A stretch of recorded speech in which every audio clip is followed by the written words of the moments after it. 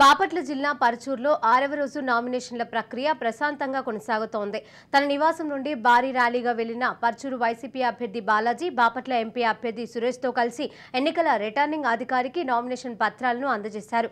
అనంతరం ర్యాలీగా స్థానిక బొమ్మల సెంటర్లో నిర్వహించిన బహిరంగ సభలో పాల్గొన్నారు. సభా వేదికగా ప్రజలకు ఎల్లప్పుడూ అందుబాటులో ఉంటూ ప్రజా సమస్యల పరిష్కారానికి కృషి చేస్తానని ఎడం బాలాజీ అన్నారు.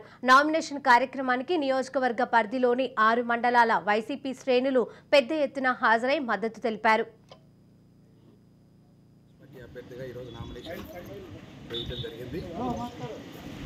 తప్పకుండా ఏదైతే ఈ నియోజకవర్గ ప్రజలు నా మీద నమ్మకం పెట్టుకున్నారో వారి నమ్మకాన్ని 1% కూడా వమ్ము చేయకుండా తగు రీతిలో వారు గుండె మీద చేసుకొని ఒక మంచి పిల్లవాడికి ఓటేశామనే విధంగా ఈ నియోజకవర్గ ప్రజలందరి మన్నన పొంది తప్పకుండా ఇలాంటి కొడుకు కూడా మాకు కూడా ఉంటే బాగుండు అనుకునే విధంగా పనిచేస్తానని చెప్పి ఈ సందర్భంగా